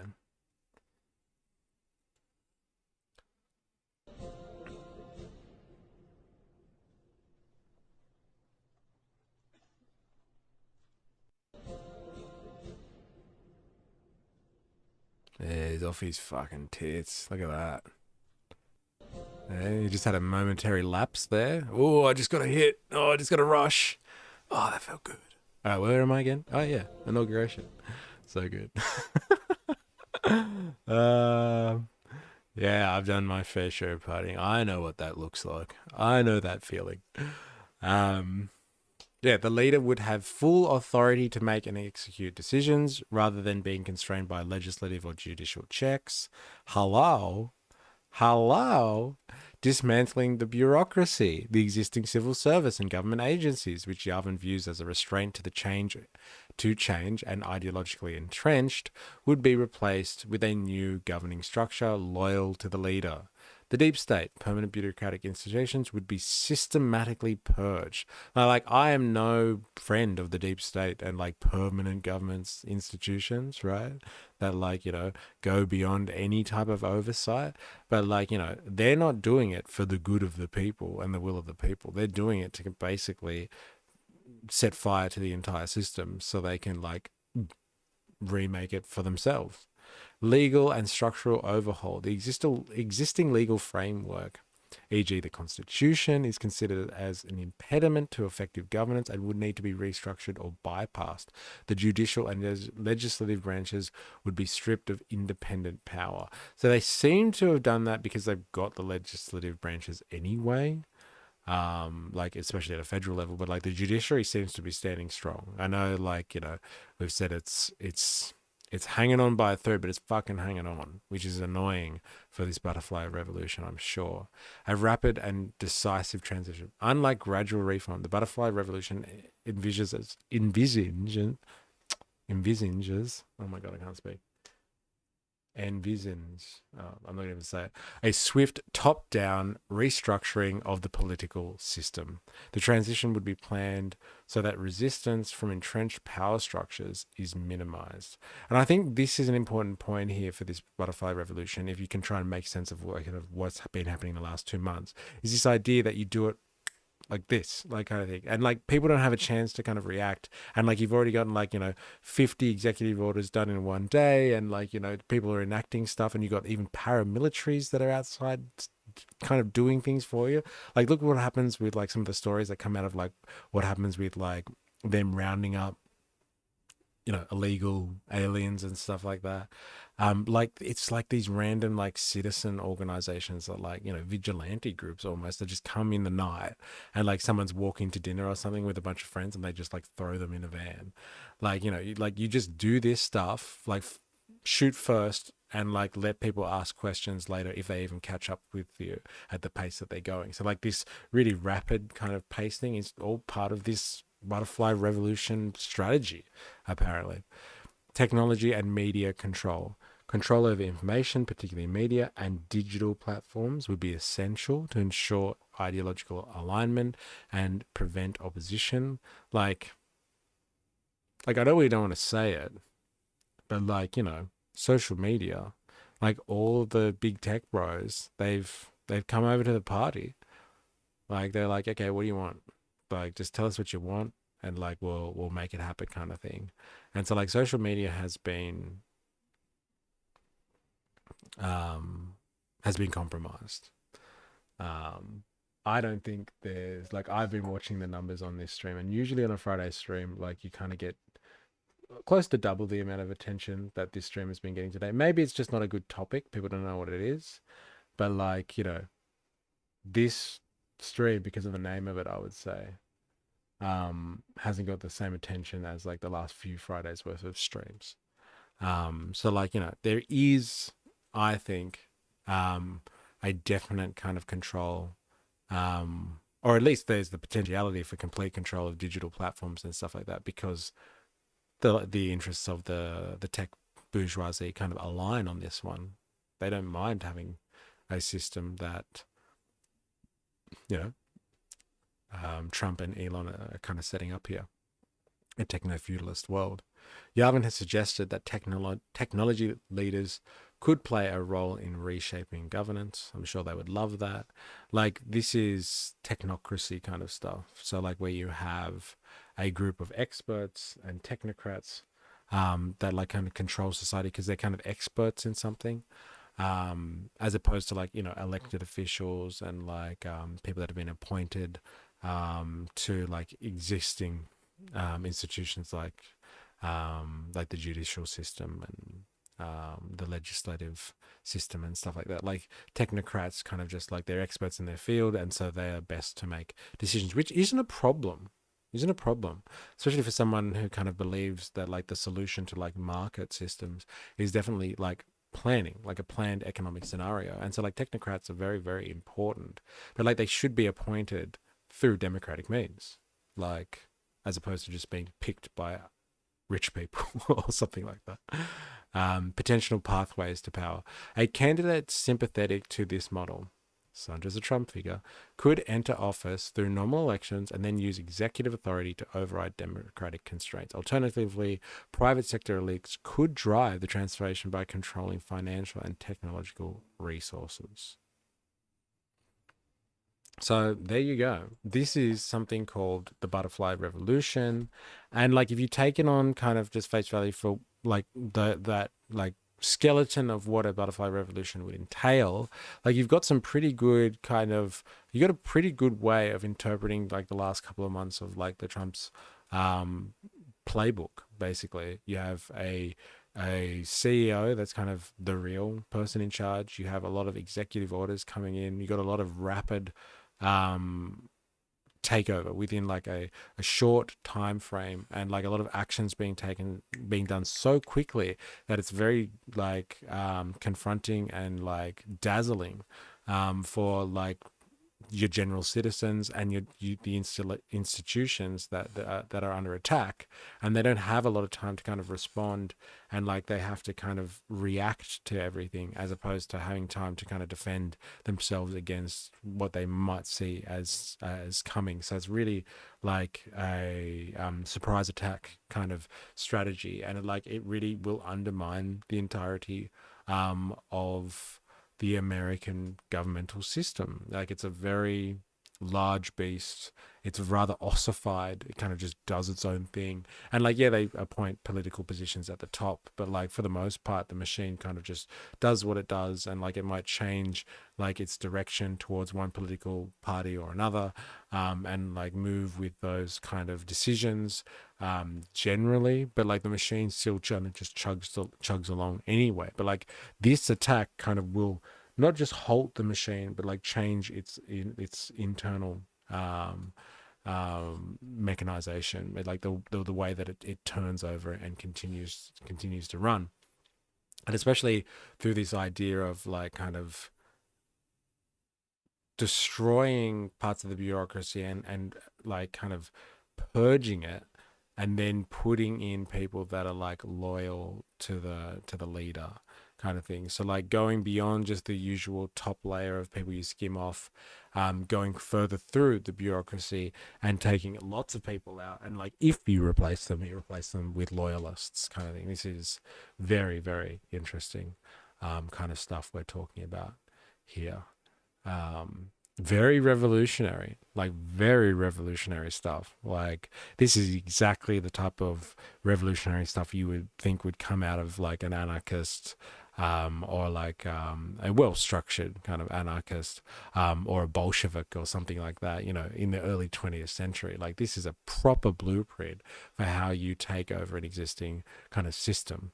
And so like you got to give it to this Curtis Yarvin guy, as much as he is probably some drug fucked lunatic, who is just being pandered to by a bunch of like rich people who think they can control the world. Like, you know, this is not a bad blueprint for like how it could be done. Like I often think about stuff like this myself. Like how would you actually take over an existing governmental system? How could you get it to work in the interests of like, you know, the working people of the world or something like that? And like what type of steps you would have to take, what systems would you have to kind of put in check, what systems would you have to like stop from functioning, what systems would you have to take over completely and rewrite the rules of. And like this person has done it, but they've done it in like what they believe would be a way to set up a private form of monarchy where you have a CEO picked from like an elite group of people, to kind of control the world or control society, whatever your society is. So you know, it's pretty interesting work, I must say. Like they've covered a lot of stuff that you would really need to do and really, really quickly in order to do this through the existing democratic system without like some type of, you know, system that we're used to, which is like a coup, where you have like an armed uprising of like one part of the armed forces and they take over and they, you know, they take hold through like an insurgency or rebellion or something like that, and then like from within they kind of reconstitute everything and they start appointing people and stuff. Like this is doing it through the democratic process, which is very, very ballsy, which is very, very interesting, and like a complete undermining of the typical structure and kind of structural integrity of a bourgeois political system. This is just like hacking away at that at its roots, and this is, I think, why it's neoliberal at its actual core, because like neoliberalism is really an attack on bourgeois society itself, the old liberal way, classical liberal way of structuring bourgeois society. This is like structuring society for the bourgeoisie, the like ultimate power group within the bourgeois society itself, the people that are the most powerful. This is a bourgeoisie. This is a revolution of the bourgeoisie as opposed to a bourgeois revolution for creating a new bourgeois society. There is an important distinction there, which it sounds like I'm, you know, just splitting hairs or playing with like semantics here, but like there is a distinction, I would say. So I am going to leave it there. It seems like most people have disappeared anyway, and like I'm not sure why that is. It may be the topic. I'm not sure. But like, yes, interesting nonetheless. So thank you very much for joining me today. Thank you for everyone who has contributed. It's been rather interesting, I think, regardless. 4AS, that's you. Jag, you know it. Wings of Cheese, of course. Golden Panda, and David has come along, which is nice to see. But like this has been an interesting ride, and like we're not finished with this topic either, let me tell you. So this should, right? It really should. But like I heard this guy Gil, what's his last name? Gil from the Nerd Reich. Gil Duran. I heard Gil Duran say on something else. He was like, no one is really using the word like network state and stuff like that. And like where he has heard people use network state, like the mainstream media shuts it down like immediately and stuff like that. And so like maybe there is like a kind of a, you know, a censor going on the word network state. And so like it's not being broadcast by the algorithm or just like people generally at the moment, and like people don't want to touch it because the idea is a little bit confronting, and like the mainstream media don't know where to sit. And this is what these guys were talking about in the podcast too. They were just like, why aren't more people talking about that? They should be talking about this more, like kind of thing. This is our job, and this is what Dave, Troy, and Gil Duran are going to do. They're So you should be able to. This would be a good video essay. Sure, you'd be able to dress it up. So yeah, you'd have to dress it up to cut through. But like, it's going to come out eventually. That's what Gil thinks. It's just a matter of time. So, you know, I don't think it's going to be like this forever. We're not going to be censored on this topic forever. It'll come out in the wash eventually. But I think we can do it. I think we'll just continue talking about it until that day happens, and then we'll be ahead of the curve. We'll be ahead of the curve. But yes, thank you. Thank you for your contributions today, and thank you for joining me. And we will continue this conversation. Have a good weekend. Enjoy these most sacred days on the calendar for the working people of the world. And thank you very much. We'll be back on Monday with a YouTube stream, and then we'll go to Twitch and jump around a bit. But yeah, thank you very much for your interactions today. It's been very, very interesting. And until next time, please remember, I am, you are, we are a MysterE. See you later. Have a good one.